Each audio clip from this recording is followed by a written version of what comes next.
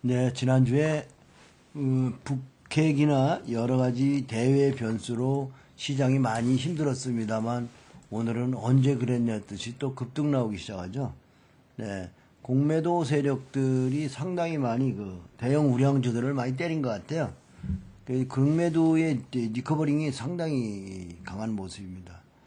특히 오늘 보면은 이제 현대중공업이나 포스코, 그다음에 삼성전자 같은 거 공매도 많다고 지난번에 제가 텔레비에서 말씀드렸듯이 이런 종목들이 상당히 힘찬 모습으로 나오고, 남북 관계 악화가 주가에 상당히 영향을 주고 있는데요.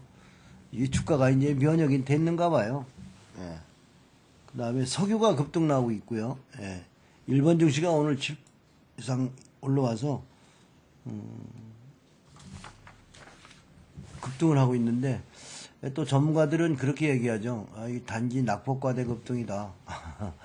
네, 일단 지독하게 추우면 반등하고요. 시장이 지독하게 따뜻하면 꺾이는 겁니다. 지금 우리가 조심해야 되는 게 뭐냐면, 그동안 인기 있던 종목들이에요. 오늘 포스코 같이 아주 오랫동안 소외받았던 종목이 6% 올라오고, 현대중공업 공매도 많은 종목들 7% 올라왔죠. 그러면 반대로 요즘에 인기 있던 종목들은 어땠을까? 아무래지 같은 건 인기 있었던 종목이죠. 마이너스예요. 그 다음에 한미사이언스라든지 한미약품 크게 오늘 반등이 약해요. 그죠? 모양이 다릅니다. 무슨 얘기냐면 지쳤다는 얘기예요. 현재 여러분들이 해야 되는 것은 뭐냐? 인기 있던 종목들을 여러분들이 좀 반등을 이용해서 축소해야 됩니다. 월봉으로 보시면 아모레지나 이런 모습이요, 옛날에 포스코 고점과 똑같습니다. 예, 현대중공업에도 고점에 이랬었잖아요. 예, 여러분 보시면 한때 아주 싱싱했던 포스코, 현대중공업의 월봉을 보면 한때는 아주 싱싱했던 월봉이 있었죠. 근데 달도 차면 기운다는 이야기, 우리가 제일 중요시 봐야 되는 것은 시장의 공포스러운 패닉보다 더 중요한 건 종목을 올바른 방향에 선정하는 게 제일 중요합니다. 예, 그것이 여러분이 시세의 공부예요. 그래서 초보자들은 전부 주식을 사서 돈을 벌려고 하지 말고요, 책도 좀 읽고 작은 돈으로 실습하는 그런 과정이 좀 필요한 것 같아요. 다른 사업을 하면은 연습도 하고, 또 식당을 하려면 주방에 들어가서 주방장 밑에 가서 연습도 하면서 학원도 나가면서, 주식은 공부를 안 해. 주식학교에 가서 공부들 하시고요. 작은 금액으로 여러분 포트폴리오 짜서 가지고 가는데, 제일 중요한 건 어제도 제가 그런 말씀 드렸어요. 손절매할 주식 사지 마라. 어제 손절 다 했으면 오늘 어떻게 됐어요? 꺼이 낄까요? 손절 하더라도 내가 뭐라 해서 반등에 팔아라. 따뜻한 날 손절해야 돼요. 그러니까 이제 단지 급등 나와서 하루 이틀 또 세게 나가더라도 추격 매수하지 마시고, 이 하루 이틀 저 반등이 나오면 또 누림목이 나올 겁니다. 그때를 이용해서 여러분들이 이제 새롭게 갈 종목들을 담아야 되겠죠. 네, 그게 관건입니다. 자, 그리고 여러분들이 종목을 밴드에 올려서 진단을 받아보시기 바랍니다.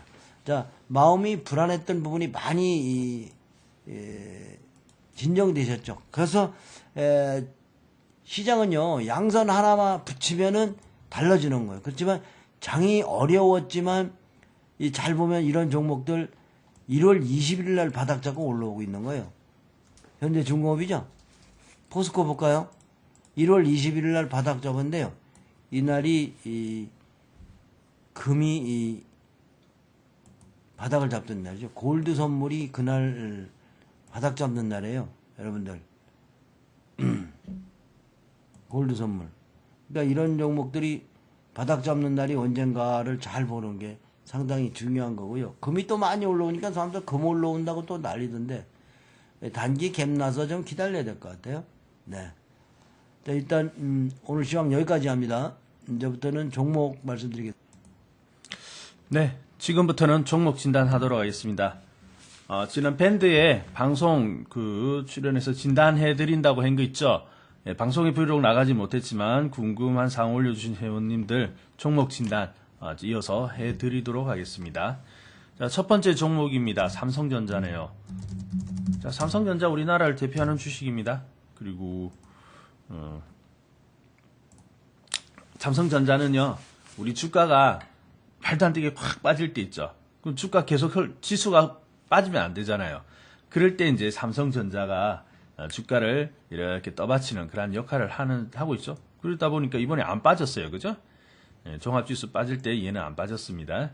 그래서 안 빠지면 어때요? 안 빠지면 바닥이죠. 그죠? 그래서 삼성전자 10% 비중인데 일단 보유 관점으로 보도록 하겠습니다. 자, 그리고 삼성전자는 보유하시고요. 다음 흥하해운입니다.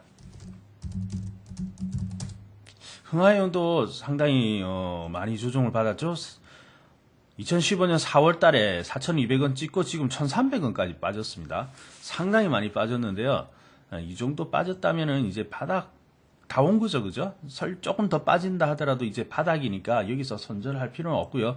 이제는 장기로 보유하려고 마음을 먹으셔야 되겠습니다. 보유 관점입니다. 자, 그리고 아트라스 BX네요. 자, 아트라스 BX도 이번에 상조정할 때 그렇게 많이 빠지진 않았습니다. 근데 가만히 보니까 지난 7월 이후에 조정은 하지만 저점은 어때요? 조금씩 높여서 가고 있는 그런 종목이죠.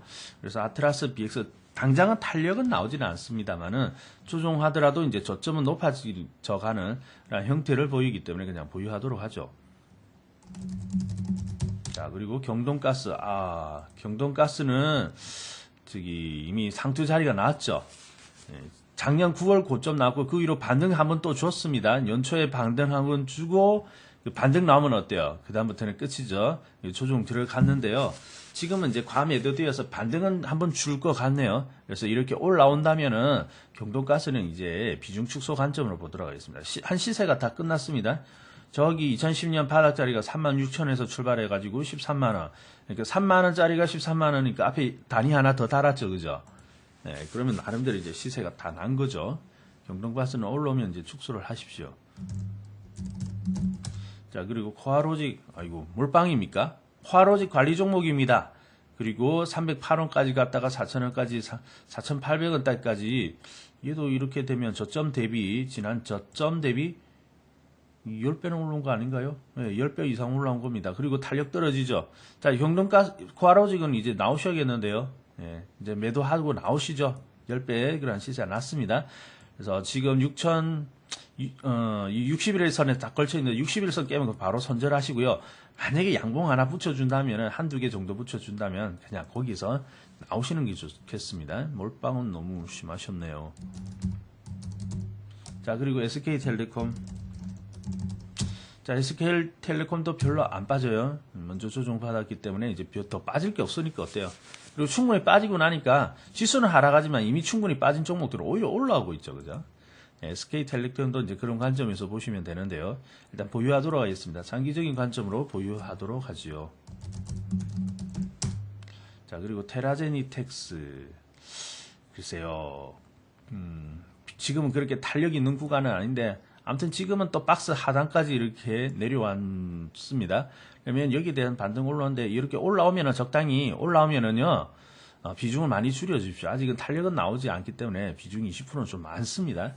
일단은 한 7,500원대부터는 절반 줄이시고요. 또 올라오면 또 좀 줄이고 그렇게 해서 좀 축소를 해보시죠. 소량만 봐야 하는 그런 종목이죠. 자, 그리고 일경산업개발 비중이 20%인데 비중 지금은 좀 참아야겠습니다. 반등 나올 겁니다. 반등 위에 행보할 것 같아요.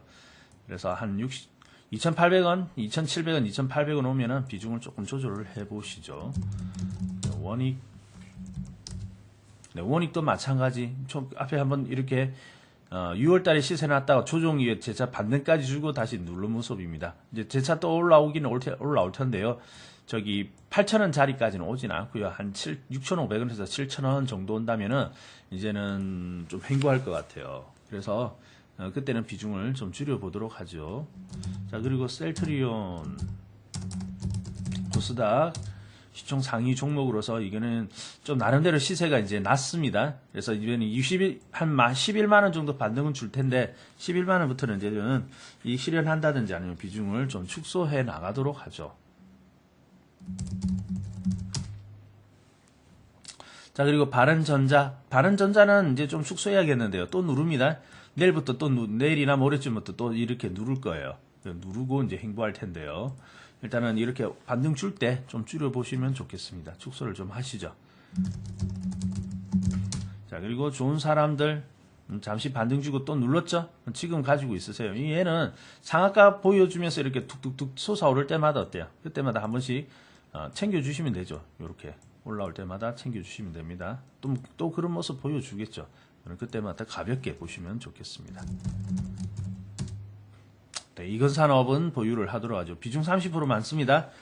올라오면 올라올수록 좀 비중을 축소해 주세요. 바닥이라고 해가지고 바로 가는 건 아니에요. 아시겠죠? 네, 코리아 서키트 오히려 얘는 장 조종할 때 어때요? 살짝 누르고 다시 올라오죠. 이제는 얘도 먼저 조종을 받았는데 지난 8월 달이 아주 어려운 험악했던 자리였죠. 자, 지금은 그냥 보유하도록 하겠습니다. 코리아 서키트 보유하도록 하죠. 비중은 좀 많은 편입니다. 그리고 대덕 GDS 마찬가지 더 안 빠지네요. 대덕 GDS 보유하되 얘도 손실이 아니라면 비중 좀 줄이세요. 30% 많습니다. 그리고 카카오가 오늘 좀 힘든 모습이죠. 그렇지만은 이렇게 오늘은 바닥 거의 잡는 모습입니다. 근데 바로 가진 않고 또 들어서 누르면서 이렇게 할 거예요. 근데 이제 비중 많으면 안 되고 지금 이런 자리까지 지금 10만 원을 깨버린 이런 자리인데요. 9만 원 근처 여기서는 그냥 보유를 해보고 싶습니다. 카카오 보유 비중을만 신경 쓰시죠. 그리고 제일기획도 마찬가지 저점을 이제 높여 나가고 있는 그런 종목입니다. 그러니까 여기 앞에 있던 이런 저점까지는 이제 안 와요, 그죠? 보유 관점입니다. 이제 조금씩 살아나고 있죠. 그리고 현대제철, 네, 현대제철은 상당히 강한 모습입니다. 네, 소외받았던 종목들이 굉장히 이제 세게 올라오고 있는데 현대제철 그냥 가지고 있겠습니다. 보유 관점. 그리고 한일단조. 자, 한일단조는 저기 부자빠님 그 무방에서 추천했던 종목인데 여기 앞에서 잘 눌러져 있을 때 추천했죠. 오늘 상 나왔네요. 자, 만약에 내일 아마 내일 정도 보시고요. 내일 상 가지는 못할 겁니다. 갈 수도 있고요. 만약에 내일 상 못 간다면 단기적으로 볼 때 이제 이 실현하는 관점으로 이렇게 가시죠. 자, 요렇게 해가지고 여러분이 올려주신 궁금한 종목들 진단하였는데요.